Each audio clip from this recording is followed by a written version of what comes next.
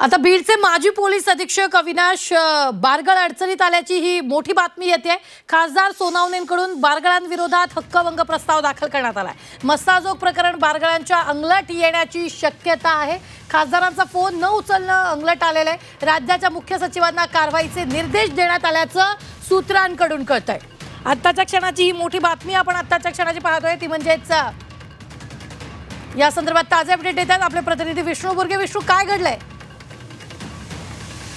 बारगळ यांनी खासदारांनी ज्या दिवशी ही घटना घडली त्यावेळेस फोन केलेला होता, मात्र तो फोन हा बारगळांनी उचलला नाही आणि त्यामुळे त्यांनी तक्रार केलेली आहे। आता या विषयाचा आवाज देखील खासदार बजरंग सोनवणे यांनी संसदेमध्ये मांडला होता आणि त्यामुळे हक्कभंगाचा या ठिकाणी हे केलेलं आहे त्यांनी। त्यामुळे बीड जिल्ह्यातल्या संतोष देशमुख यांच्या हत्या प्रकरणामध्ये पहिल्या दिवसापासून बजरंग सोनवणे आक्रमक असल्याचं पाहायला मिळालं होतं आणि त्यानंतर आता याचा सामना जो आहे तो थेट आता पोलीस अधीक्षक जे तत्कालीन होते बारगळ यांना होणार आहे। खरं तर बारगळ यांनी या सर्व प्रकरणांमध्ये पहिल्यापासूनच जे आहे ते तपास योग्य केला नाही असे देखील त्यांच्यावर ठपका ठेवण्यात आलेला होता। त्या पद्धतीनं त्यांना जे आहे मुख्यमंत्र्यांनी देखील तडकाफडकी बदली केलेली होती आणि आता पुन्हा एकदा हक्कभंगामुळे त्यांच्या अडचणीत वाढ झाली असंच म्हणावं लागेल।